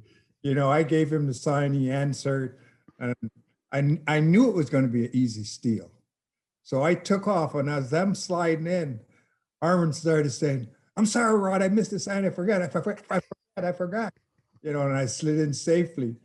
So the next day, the guys from the PR department brought a tombstone down to my and it read, "Here lies Rod Carew, lying to left by Killebrew." That's incredible. But it was an exciting play for me because Billy Martin, who was my coach at the time, told me that during the course of the season, we're going to get into games where in the latter innings, we might be leading by 1, or we might need, to score a run. And so he took me down to third base and took 6 or 7 pitchers, put them on the mound, and I had to work on timing and when I was going to break. So that's how I learned how to do that.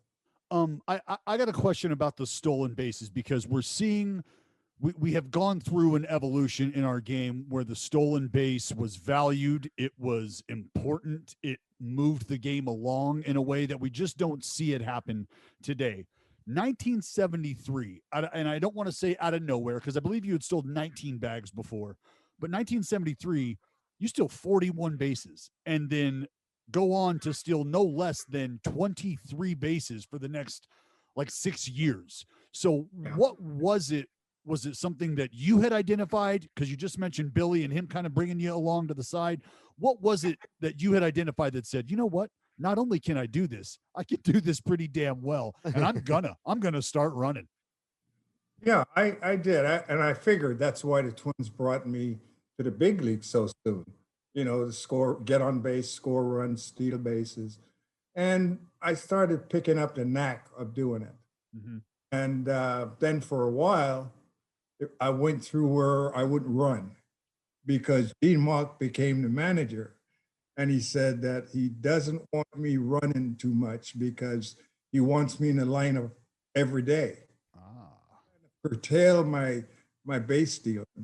And that's why I didn't end up with a lot of stolen bases during my career. He would prefer that I stayed in the lineup every day and hit line drives all over the place than trying to steal a base and getting thrown out or pulling a leg muscle, things like that. Not a bad option. Not a bad option at all. It paid off. It paid sure off. did. Yeah. So I've heard you speak about today's game and all the defensive shifts that go on. And I feel like you would be a guy that would sort of thrive in today's game as much as you did during your time, because you were not like guys now that hit into the shift. They're just like, hey, I'm going to try my luck and just try and hit the ball hard into this thing. And maybe I get a hit, maybe I don't. But you were changing your approach during at bats. I mean, you were like, depending on what the count was. How do you think like your style of play would fare with all the defensive shifts that there are today? Do you think that they would even bother shifting on you at all? Because if they give you a hole, you're just going to hit through the hole. Yeah, I don't think they would shift on me because I just hit the ball all over the place. And the key thing that I had in my arsenal was bunting. I could bunt either to third base or first base and get base hits. So, they would just play me normal on what they went through in the meetings of how they're going to defend me. So I just can't believe it that the commissioner has allowed the shift to go on, because I think in some ways it's hurting the players. Some of them don't know how to adjust and go the other way. And they're hitting line drives, and guys are playing, halfway out into right field, and those base hits are turning into outs. I think that if I was the commissioner, I would say, okay, you get 5 feet beyond the grass, and that's as far as you're going to go. No more. Well, we're seeing guys playing shallow right field, or essentially right field against left-handers. We're watching guys like Miguel Cabrera and Albert Pujols, who are not as fast as they once were, or maybe would hope to have been ever. And we've got guys playing them in shallow left field. So I am with you 100% in terms of we've got to figure something out if we're going to continue to try to create offense in the game. We can't allow things that take away offense if you're going to have that argument. That's kind of where I'm coming from. And that's why you see so many guys are hitting 230, 240, 250, because I think that the shift has taken away a lot from them. Instead of playing a regular position, or maybe not so deep or so pulled over, you have 4 guys on the right side. I would have been bunting all day long.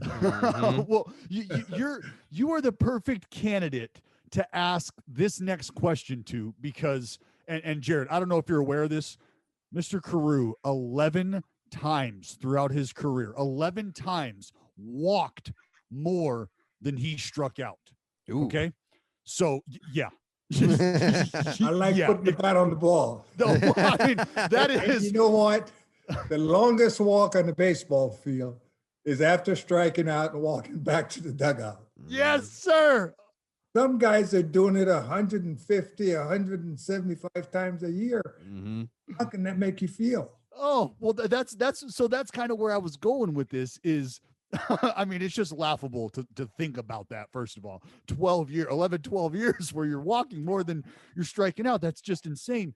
But we're seeing players get paid for the home runs, and they're not really getting docked for the 150 strikeouts, 175 strikeouts. So I would ask you, a man, well, not a man, a god, a wizard with a bat in his hand. If you were seeing guys get paid to hit the home runs as opposed to doing what you were doing, would you consider a shift in approach at the plate where you would say, hey, you know what? I'm okay. I might strike out for you. I might strike out 120 times, which would just be blasphemous for you, but to maybe tack on another 25 homers, or would there ever be a thought to shifting for you? Well, the Twins signed me as a power hitter because when they scouted me, I played in the Bronx and in a league that all I did was hit home runs. Okay. So when they drafted me, Mr. Griffith told me we have 6 to 7 guys in this ball club that can hit home runs. You run real well. You're going to be hitting in the top of the lineup. We want you to get on base, steal a base, so the other guys can drive you in. So I decided to, instead of going the other way of trying to hit for power, I was going the other way looking for consistency. That's what my game is all about, from the left field foul line to the right field foul line, because they didn't give you those lines and tell you not to hit. So that's what I did, and I was fortunate enough to be able to do that consistently throughout my 19 years in the game. So like you said, Rod Carew played 19 big league seasons. He struck out more than 72 times just twice. Yeah. And today on June 3rd, the major league leader in strikeouts already has 77 strikeouts. Wow, that's unreal. Yeah. It's June 3rd. The major league leader already had it. Yeah, but that comes from now. All they're talking about is launch. Hit the ball in the air. There are more base hits on the line drives than in fly balls. Because if a guy drops the fly ball, it's going to be an error.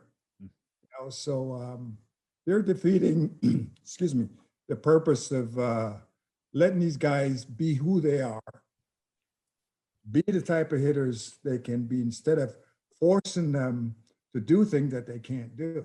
Right. Out of the 18 straight All-Star games, did you have maybe not a favorite baseball moment in the game, but did you have a favorite interaction from maybe meeting another baseball legend for the first time or sharing a memory with someone at an All-Star game? Playing my first All-Star game in California, and I'm saying to myself, man, I'm on the field with Ferguson Jenkins, Roberto Clemente, Mick, Wilbert Stargell, Brooks Robinson. And my legs just wouldn't stand still under me. Because these are guys that I grew up admiring and watching every day. And now here I am, Hank Aaron, Willie Mays. I'm right there with these guys. And it was the greatest feeling that I've had in my career. Well, you are still right there with those guys, Mr. Carew. Don't ever forget that. What was your aha moment? Your big like, oh wow, I am in the big leagues. I can't believe this. Like, I just saw that person. It doesn't have to be at the All-Star game, and it might have happened, a couple years into your career, but that moment where you finally realize, man, mama, we made it. Well, I think it was in 1977, the year that I hit 388. And, chasing Ted Williams' supposedly 400th thing, which is not something that I set out to do. The only thing that I set out to do was get as many base hits as I could. And I was playing a game in the Twin Cities, and I think I had a 4 for 5 day, and I drove in something like 6 runs. And every day, my average kept going up above 400 mark, and I received about 7 standing ovations during that game. And what it brought back to me was that here I came to Minnesota as a young player, hot-headed player, and here they're paying tribute to me by, giving me a standing ovation every time I did something good. And that's getting the base hits and winning the batting titles and Hall of Fame and all that stuff is great. But that single game with the reaction people gave me, that was the greatest moment, in my major league career. One of my favorite trivia questions is who's the only player to win a batting title without hitting a home run? That, sir, would be you. Yep. Walk me through that, because I think it's such a separation from what we see in today's game, where guys are going up there. They don't care if they hit 240 as long as they hit 40 bombs. I feel like, a guy like you have to remove ego from that entirely. Like, you're going out there saying, I want to hit 350. I want to hit 388 like you actually did. So what was your approach, if you can recall the one season where you won a batting title without a single home run? I didn't care. Yeah. As long as my consistency remained where I wanted it to be, excuse me, that was fine. People used to say, well, you didn't hit a home run. And I lost my arbitration case because I didn't hit a home run that year, but I led the, Oh my God. So I didn't think about the long ball. I think every time I hit a home run, it was luck. Well, what would be the adjustment that you would make in today's game to handle the type of velocity we're seeing today? 100 miles an hour from just about everybody coming out of the bullpen. And you've got starters, a guy like Jacob deGrom now, who's throwing 100 miles an hour, with regularity. Well, I'll tell you a story. It's about Nolan Ryan. Nolan Ryan changed my batting stance. Oh. I am 4th on his list with 29 strikeouts. Okay. I used to chase his high fastball because my hands were a lot higher. So you see that fastball, it's in line of sight. Sure. And all of a sudden you start to swing and it started to disappear. So I said, I can't keep doing this. I've got to make an adjustment. So for about 2 weeks, I took extra batting practice sitting on a stool that, Oh, so that I could take my hands back, take my stride, sit and swivel, and keep my body down. And after I did that, I got a base hit first time. The next time, I got 2 hits. The next time I faced him, I got 3 hits. And then he started yelling at me, stand up. And I started saying, bring the ball down, because when his fastball was down, it was straighter. But when it was up in the zone, forget it. It just took off. Wow. I made the adjustment, and I kept that throughout my whole career. Was there a Hall of Famer, or even if he wasn't a Hall of Famer, maybe he was just great for his time period, but he wasn't quite a Hall of Famer? Was there a name that you just absolutely wore out every single time? Like you were like a career 600 hitter against this person? I don't know. I think I wore Catfish Hunter. Yeah. Yeah. I love to hit off of him because Catfish was the type of pitcher that he's going to come after you. Gets 2 strikes. He's not worried about giving up a base hit with 2 strikes. He just came right after you. So I learned to watch him and study him and keep notes about him on the pitch selection that, I was going to get. So he was one of the easiest guys that I ever hit against. I'm gonna have to tell Ray And never Fosse once that. did he know. I'm gonna have to share that information with Mr. Ray Fosse. That's he will like to hear that. Mr. Carew, I know you've got a ton of stuff to do. Well, wait, I got one more question. Okay, all right, fire away. I got one more question. I don't know. You have to be aware of this. I'm not entirely sure if you are, but your name is mentioned in one of the most iconic holiday songs of all time, Adam Sandler's Hanukkah song.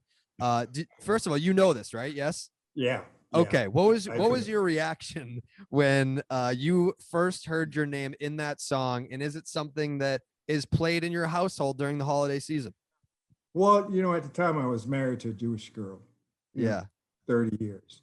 And I was about ready to commit to Judaism. I was about ready to change. And I didn't. It didn't happen. But everyone that looked at me as a Jewish player. Mm-hmm. So when he came out with that song, I kept saying, yeah, but I'm not. And so the next time he came out with the song, he would say something about being Jewish, Rod Carew, not. But yeah, I was thrilled. And the other one was the Beastie Boys talking about,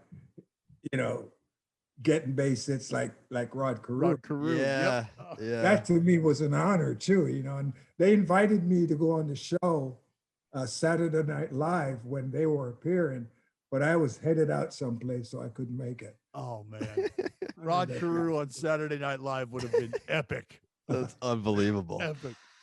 Well, the last question we ask each and every one of our guests, Mr. Carew, is if you could How about get Rod. All right, Rod. I apologize. If you, Rod, could get into a hot tub time machine. It's like regular time machine, yeah. The hot tub time machines are fun, Yeah. but you could go all the way back into any moment in baseball history and witness it live firsthand. What moment are you going back to and why? Well, I'm going back to watching some of the great players that I grew up admiring and seeing them again, seeing them perform and doing the things that they, used to do. I'm going back to see Willie Mays making that over the shoulder catch and trying to, turn it into a double play. Just things like that were that are still here, and the respect that I gained from each and every one of them. Mickey Mantle, Joe DiMaggio, all those guys that make you a better player. That's awesome. I love it. The book is called One Tough Out. Rod Carew, thank you so much for taking the time. It was a pleasure and an honor to get to talk to you today. Well, the pleasure was mine. But I want to tell you something about that book. Reggie Jackson is the one that came up with the name. Ooh. Asked him to write a forward. Sure. One Tough Out, because he says, you were a tough out. Then we used it as the main title to the book. I love that. So Reggie's got some help in that too. Mhm. Oh, yeah. Yeah. My buddy. Love that. Thank you so much. We really appreciate it. Well, thanks for having me on, and it's great talking to both of you guys. Thank you, Mr. Carew. Rod, I'm sorry. I Yeah. apologize. Okay. Big thanks to Mr. Rod Carew. He doesn't want you to call him Mr. Carew. Nope. He's Rod. Rod. He's also a Hall of Famer, and now he's a starting 9 alumni. Yeah, I got yelled at. I will be calling him Mr. Carew. But he doesn't want you to call him that. It's just a respect thing. Yeah. Beat it out of me. Yeah. Speaking of respect, we got to talk about the Milwaukee Brewers. But before we do that, Dallas, tell the people about Canadips. Well, if you don't already know about Canadips, we're going to learn you something. Boys at Canadips CBD, they've been hyped for baseball season all damn year. I know they're hyped for their Giants. There's no question about that. San Francisco Giants in fuego, and the boys at Canadips love them some San Francisco G-men. But they wanted to share with you guys the best nicotine and tobacco-free dip alternative on the market. There's really not even a close, like second, third, fifth, top 20 option. There's just not. All natural, check. Delicious, check. What more do you need? Canadips CBD is the perfect on-the-go dose, ready anytime, anywhere. You need to hit that relaxation station. CBD and the boys at Canadips have got you covered. Whether you're gearing up for a workout, maybe it's a long softball tourney, 2-day piece. That's 3-4 games a day. You're gonna need that feel good.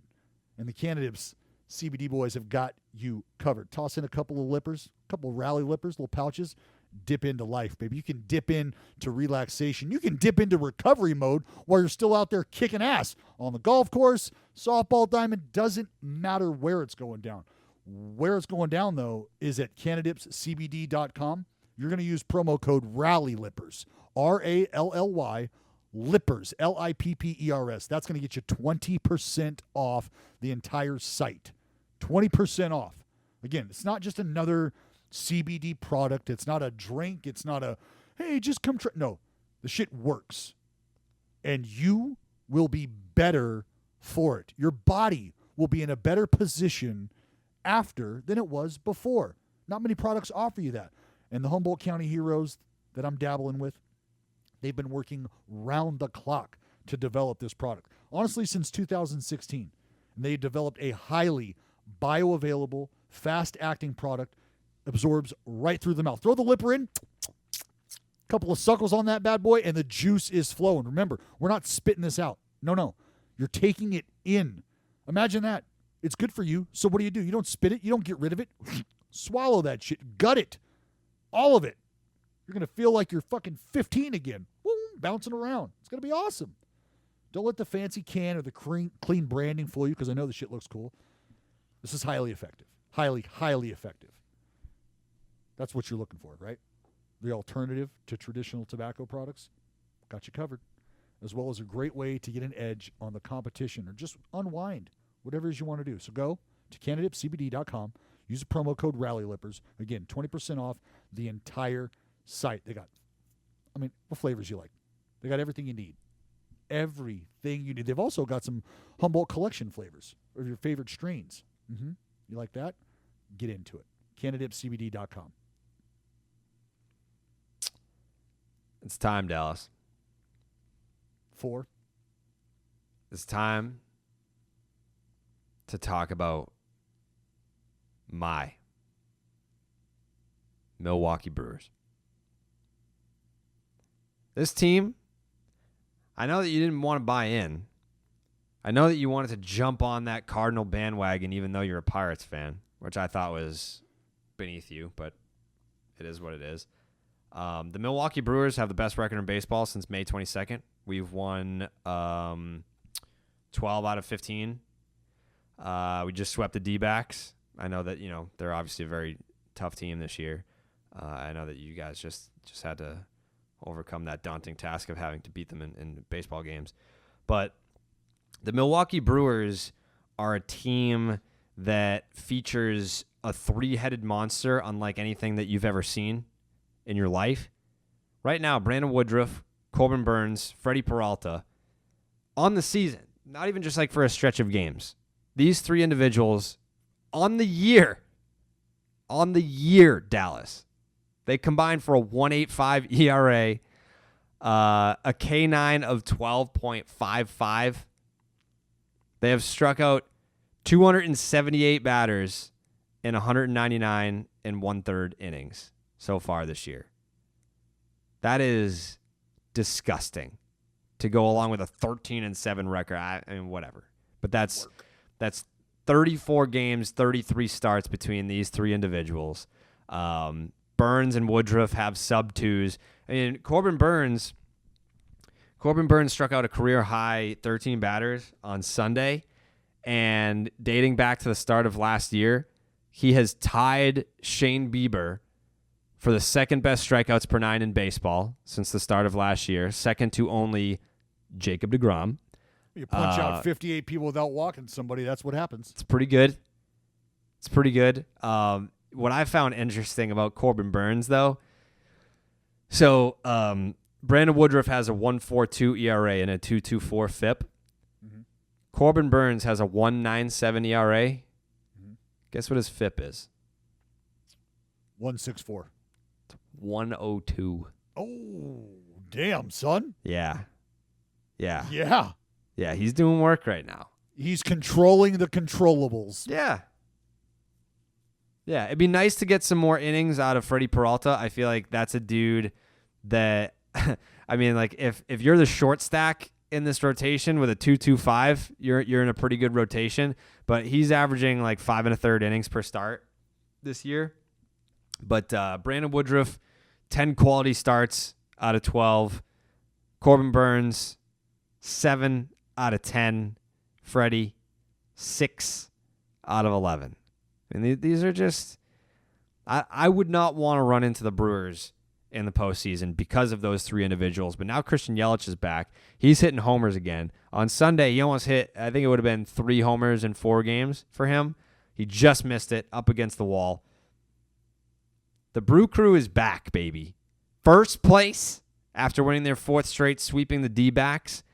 This is a team that I told you about coming into the year. I picked the Brewers to win the division. I still expect them to. No disrespect to the Cubs. The Cubs have been fucking... The Cubs have exceeded every expectation that I've already had for them.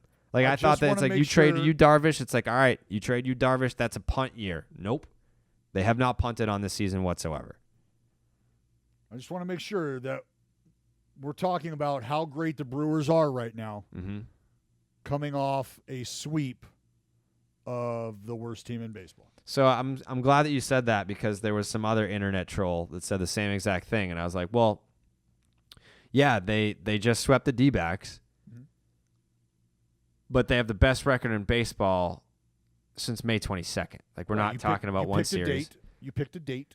That's how baseball works. It works in trends. It works in fractions. You talk about fractions over the course of a season.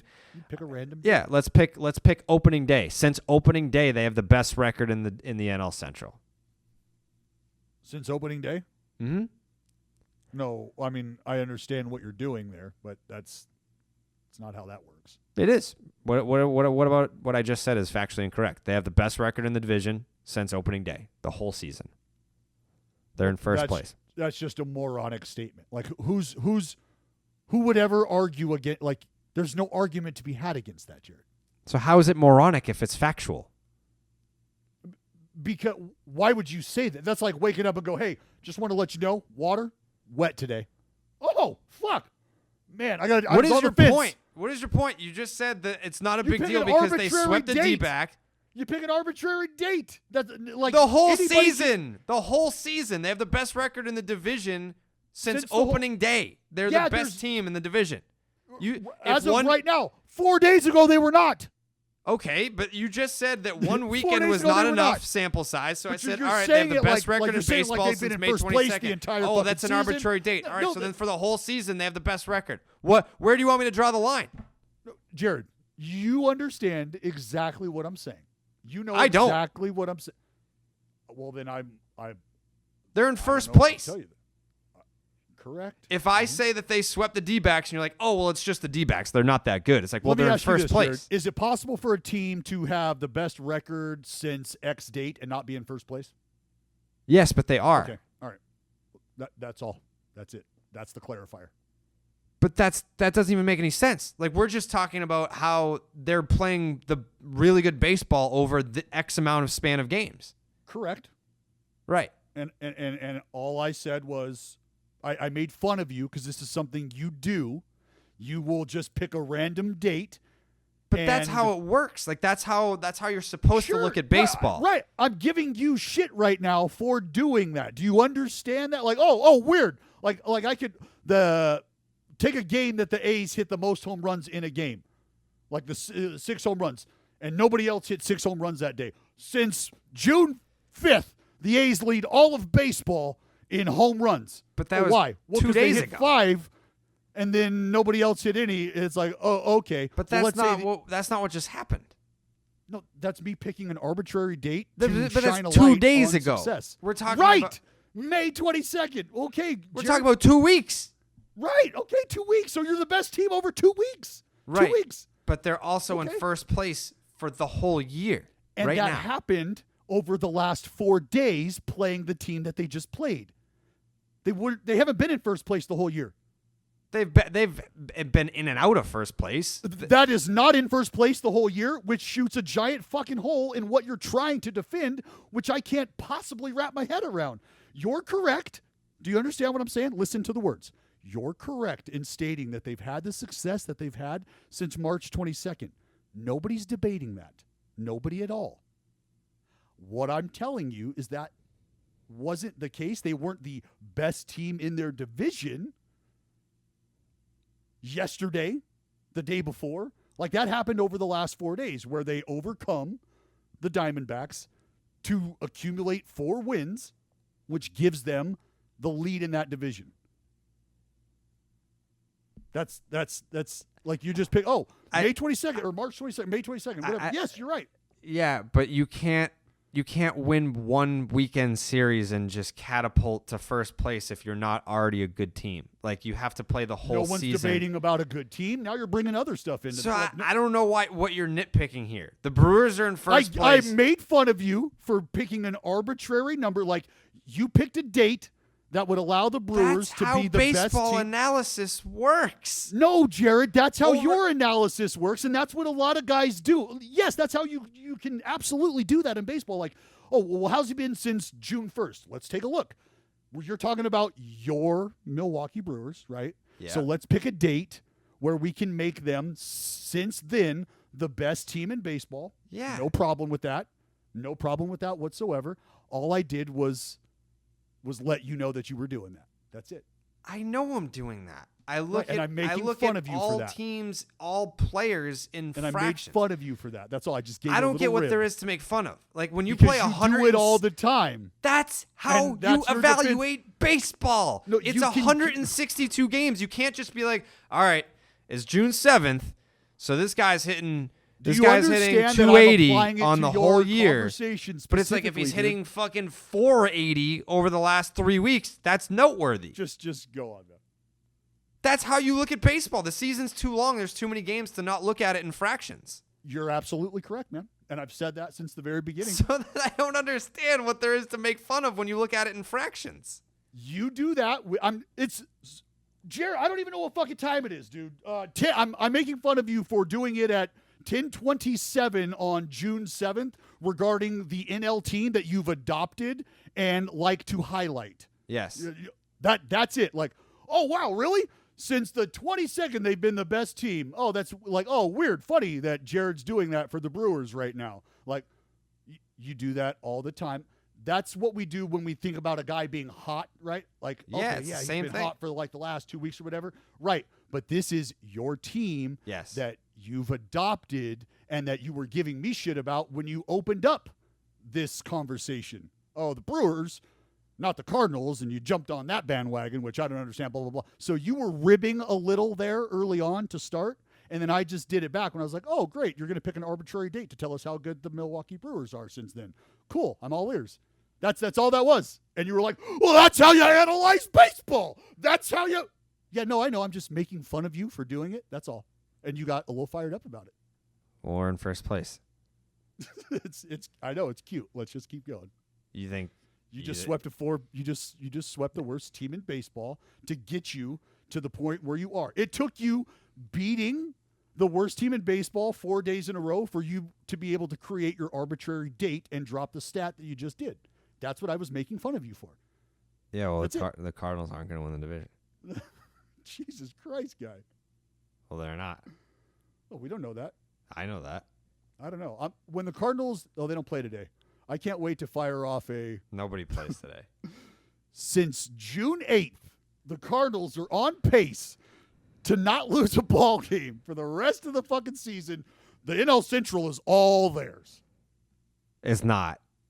They've actually lost 7 out of their last. They've actually lost 5 straight. They've been plummeting for quite some time. So I don't know, again, if you want to walk that back. They're just not. They're not as good as the Brewers. They're actually only 1 game above 500 at home, and 1 game above 500 on the road. They're just kind of. They're just kind of there. They're just kind of there. I mean, I'm not concerned with the St. Louis Cardinals. My heart lies with the Pittsburgh Pirates. That's where my focus is, and it's about getting Brian Hayes all the reps possible. He's back. That's all I'm concerned with. Big back. Not worried about that division. Mm-mm. You should be. We already talked about John Means being on the injured list. Evan Longoria is on the injured list.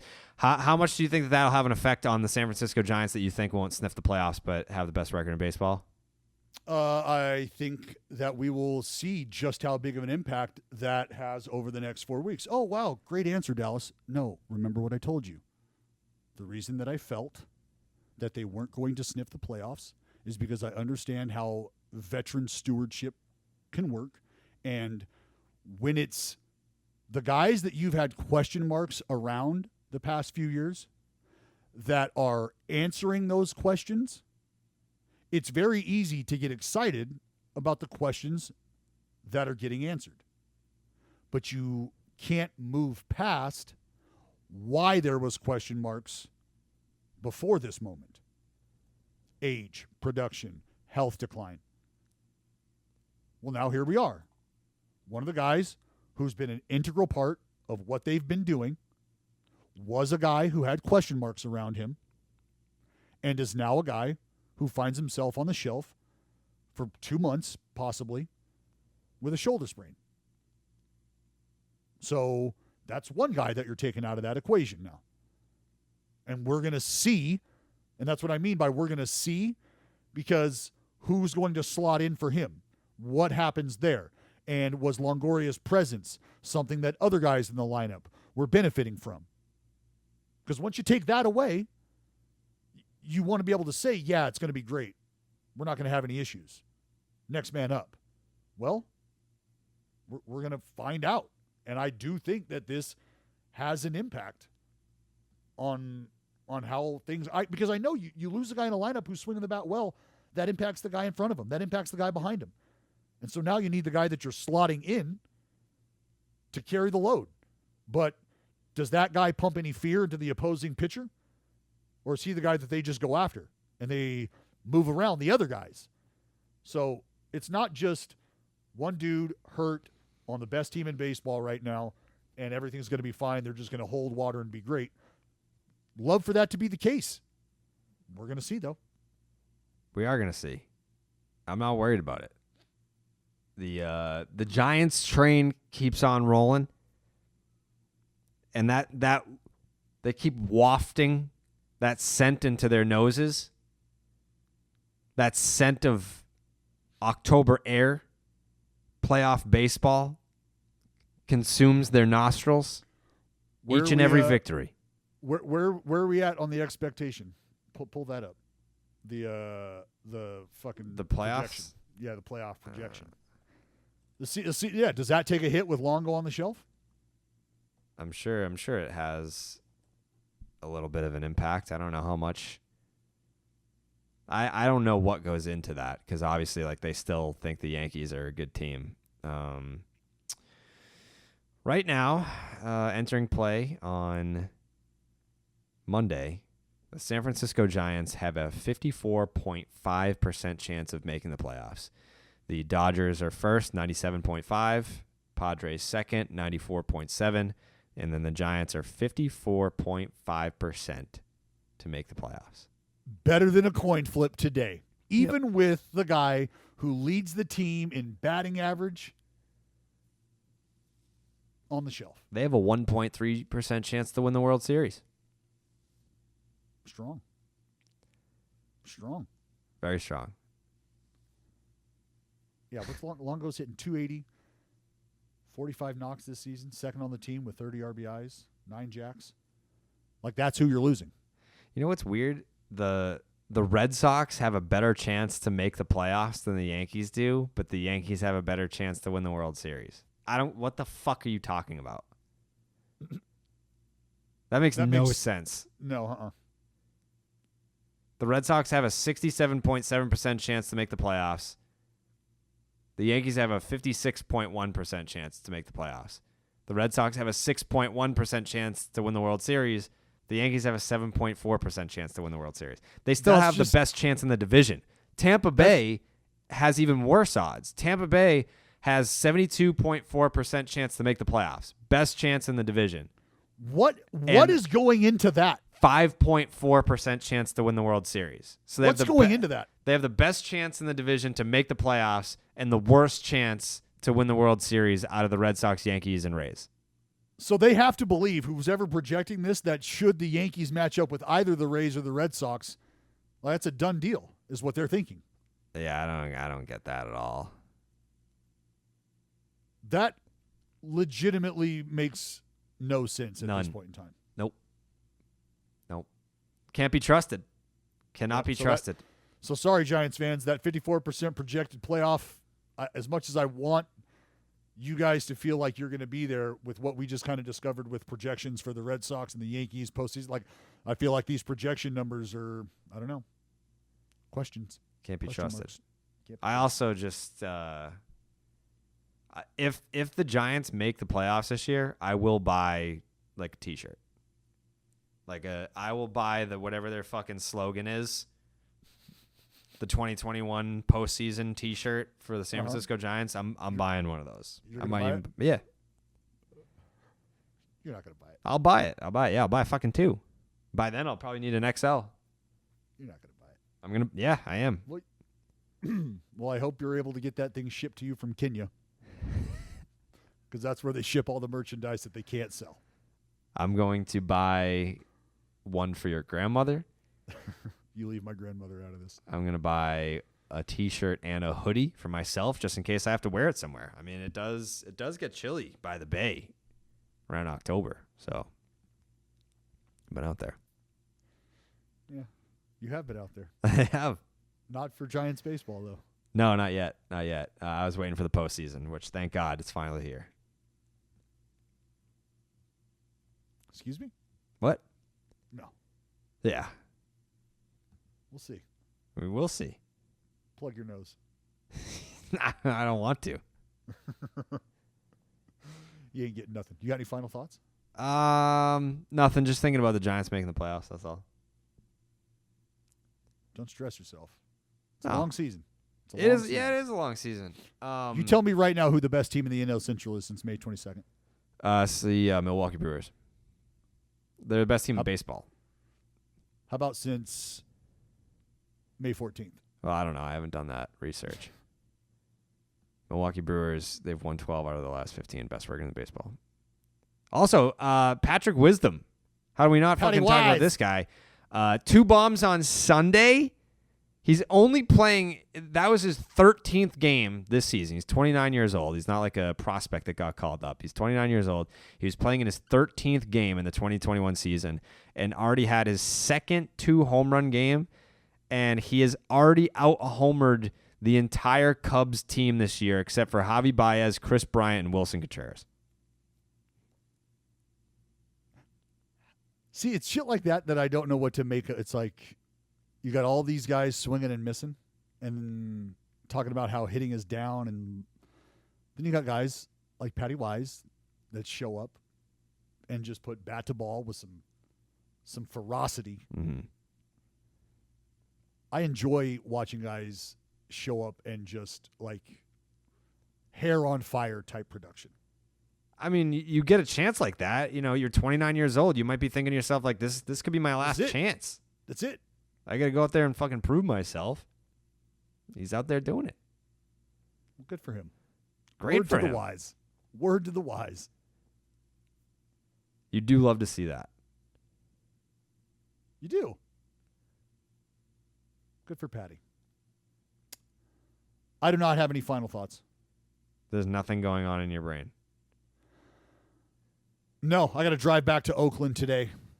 Get ready for a series You playing? against the. What's that? You playing? I am not playing. Okay. No, not playing. No. How you guys doing? We're doing well. Yeah. Tied for the most wins in baseball since yesterday. Okay. Undefeated since yesterday, actually. I think I actually didn't. I really didn't want to bring this up.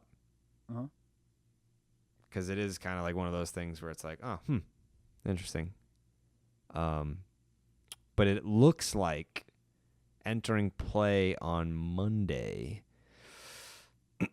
that the San Francisco Giants, again, 54.5% to make the playoffs, have a better chance of making the playoffs than the Oakland A's right now. Oh, yeah, we just 52.7%. Yeah, we just talked about how we can no longer trust those projections, which is unfortunate.